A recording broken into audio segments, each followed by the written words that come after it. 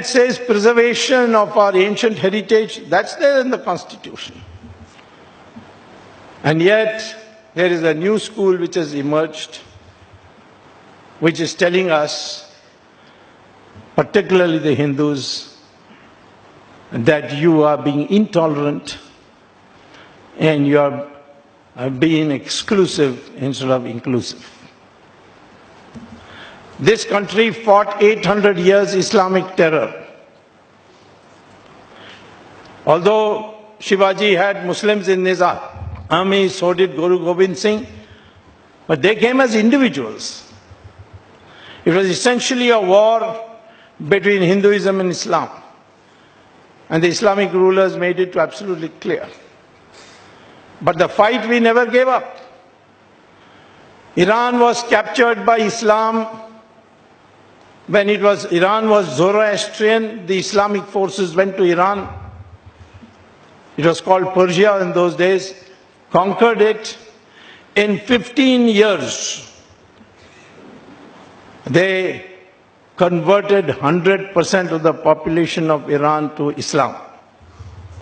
Neighboring country of Mesopotamia, Babylon, they conquered it in 17 years, they converted it to 100% Islam. Egypt was conquered and Islam converted Egypt into 100% Islam in 21 years. The Christians conquered Europe and converted Europe into 100% Christian in 50 years. In India, 800 years of Islamic rule, 200 years of Christian rule, and yet we are 80% Hindu even today. But I also say that therefore today they are attacking us for what they call as intolerance. Hindu terror. But as far as Hindu terror is concerned, not one person has been able to say whether in the Vedas or in the Upanishads or in the Gita it says kill people who don't believe what you believe.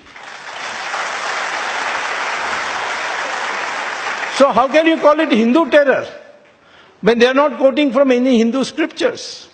It's just a bunch of mad people who may be congressmen in disguise for all I know. Because many of the times we have investigated a matter, we found it's not Hindu terror. It has not got anything to do with Hindus at all. Hindu intolerance is growing. Intolerance is what? Intolerance about what? What have we? Have we prevented anybody from speaking what they want? Has anybody been sent to jail for saying something against the BJP or the RSS? They will spread canards and canards. Mahatma Gandhi was killed by RSS. Which commission inquiry says that? Jawaharlal Nehru said it. But Jawaharlal Nehru is not the final authority. And most of the things that Jawaharlal Nehru said were on the instructions of Edwina Mountbatten.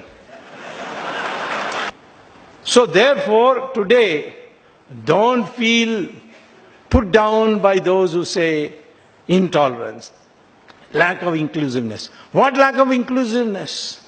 We BJP people, we RSS people, we Vishwadharishta people, we are trying to bring people as much together as possible. Why did we win the 2014 election and why we are going to win the 2019 election, 2024 election? It's because we are uniting the Hindus.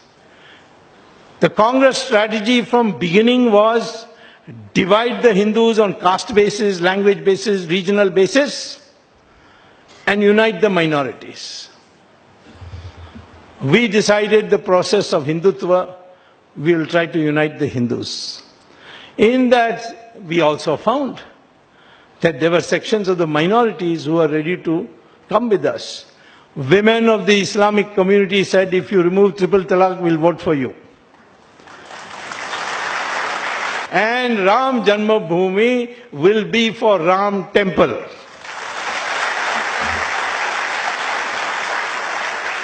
Rajdeep Sardesai says instead of temple we should build a hospital.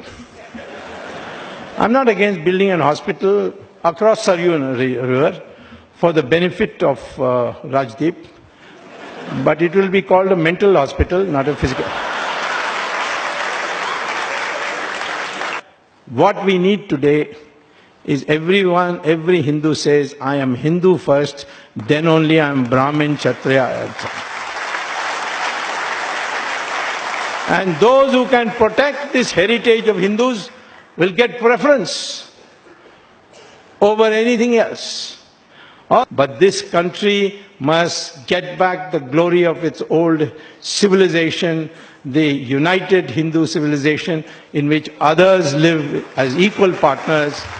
And that is where you should be careful of those who intellectually try to overpower you to think what you are not, or not think what you are. You are all one people of this subcontinent called Hindustan, and we are one people. All these caste barriers and all are artificial. They were brought in originally for a different purpose of division of labor.